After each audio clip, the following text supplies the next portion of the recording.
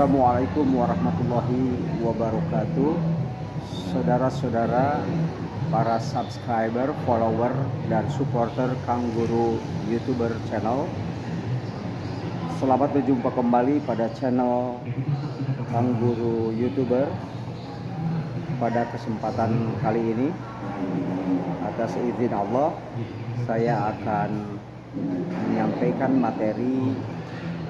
menyampaikan salah satu hal penting dalam membangun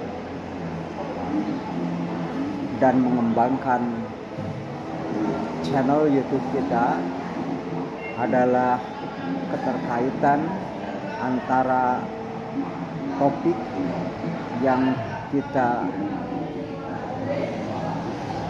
isi di dalam setiap video kita. Apa yang disampaikan oleh para konten kreator atau para tutor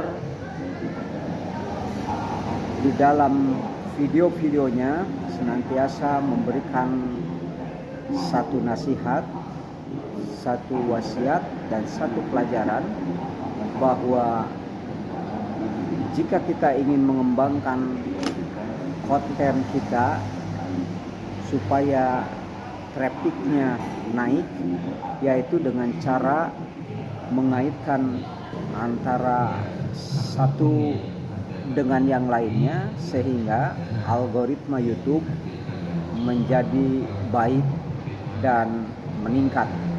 Jadi peningkatan algoritma itu banyak ditentukan oleh adanya keterkaitan yang dimaksud oleh mereka adalah keterkaitan antara bahasan yang kita bahas, keterkaitan antara topik, keterkaitan antara materi dengan materi. Oleh karena itu, kita para YouTuber yang sedang berkiprah dalam dunia kreator, khususnya di channel-channel YouTube, sudah barang tentu yang harus kita lakukan adalah adanya keterkaitan ini. Keterkaitan ini adalah satu hal yang mutlak kita lakukan. Apa yang perlu kita kaitkan? Pertama adalah isi konten itu sendiri, yaitu harus satu topik. Bagaimana persoalannya sekarang kalau konten itu tidak satu topik atau tidak satu tema?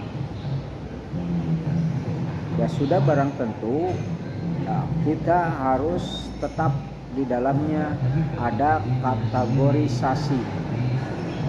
Jadi belum tentu suatu konten ya ada kaitan antara satu dengan yang lainnya. Belum tentu seperti itu. Karena keterkaitan di sini menyangkut keterkaitan dapat kreator yang membuat kreasi di dalam video itu. Yang kedua, personalnya siapa? Karena personal itu pun pasti ada keterkaitan. Contohnya, biar mudah dimengerti, saya secara person adalah seorang guru, seorang pendidik, pasti dikenal di setiap channel itu. Walaupun di dalam setiap channel itu saya membahas tema-tema yang berbeda. Di satu konten saya membahas tentang kepramukaan, di satu konten saya membahas tentang kreasi anak didik sendiri. Di situ kreasi pun bermacam-macam. Tapi itu semuanya walaupun berbeda, saya mempunyai keyakinan kuat bahwa walaupun berbeda ada keterkaitan secara person. Jadi siapa orang yang membuat itu? Itu pun secara algoritma itu akan terkait, ya. Jadi melihat dan menafsirkan algoritma itu jangan salah kaprah.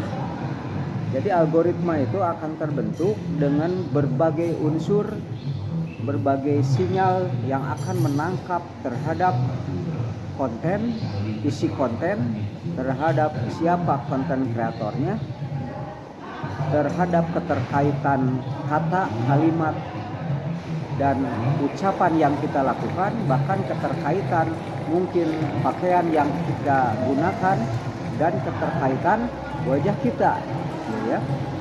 Jadi banyak yang ditangkap oleh sinyal YouTube, maka terbentuklah sebuah algoritma, ya. Pendapat ini tidak berseberangan dengan pendapat para ahli, ya, di bidang tutorial, ya. Di antaranya yang saya pahami terus selama ini adalah kontennya Insan Tutor, ya. Insan Tutor, beliau tutorial dengan teorinya oplos video, dengan teknik-teknik dan rumusan-rumusan bagaimana seharusnya oplos video dilakukan. Oplos video itu pun merupakan keterkaitan, mengaitkan satu konten terhadap konten lainnya, atau mengaitkan satu channel dengan channel lainnya. Jadi keterkaitan di sini sangat luas dan banyak aspek dalam penerapannya. Jadi keterkaitan di sini akan menyangkut berbagai keterkaitan isi materi, keterkaitan konten dengan konten, keterkaitan channel dengan channel, keterkaitan person dengan person, ya. Jadi kalau di video kita contohnya kita sedang membuat channel, membuat konten, lalu di dalam konten itu kita sisipkan Insan Tutor, kalimat Insan Tutor, kita kaitkan foto Insan Tutor di thumbnail misalkan, kita tempelkan wajahnya beliau tutorial. Oleh karena itu, memperbaiki algoritma YouTube tentunya kita merupakan seni untuk meningkatkan, seni untuk melejitkan channel kita. Maka oleh karena itu memang rumit, ya, rumit, tetapi hal ini kita bisa mengaplikasikannya melalui pengalaman langsung selaku konten kreator dalam membuat konten-konten kita dalam sehari-hari. Jadi pengalamanlah nanti yang akan berbicara dan membuktikan hasil akhir daripada kualitas konten kita atau kualitas kemajuan channel kita.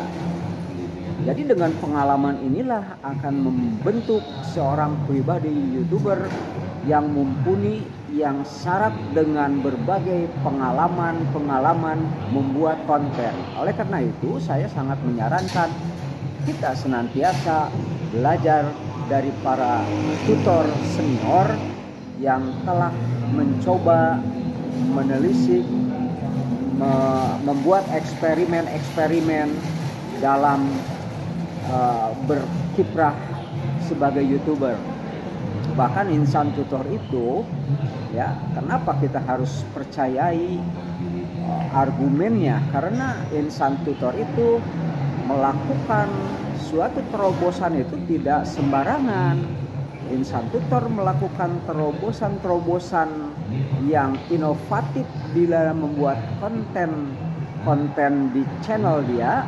Dia sebelumnya mengorbankan channel yang dia buat sebelumnya.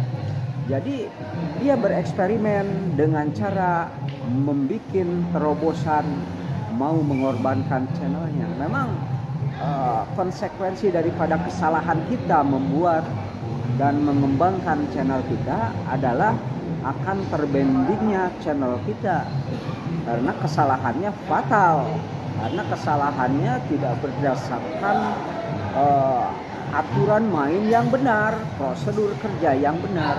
Jadi ada aturan main yang benar, ada prosedur kerja yang baik yang harus ditaati oleh seorang konten kreator, yaitu hal-hal yang sifatnya tidak pernah diungkap secara langsung, secara gamblang, secara formal, di dalam oleh YouTube itu sendiri.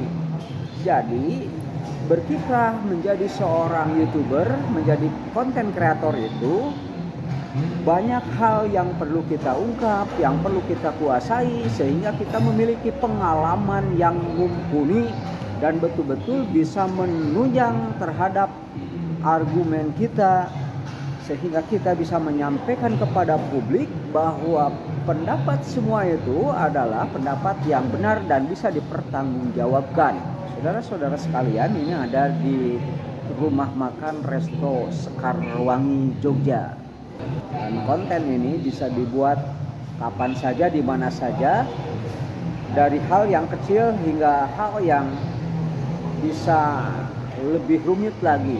Jadi bikinlah konten yang sederhana, ya, yang bisa bermanfaat untuk orang versi Jogja. Agar durasi video ini tidak terlalu panjang, maka saya isi naga ya untuk air voice mancur ini terakhir sebagai ya. penutup. Sekian, mohon maaf atas kesalahan, kekeliruan dan kekurangannya.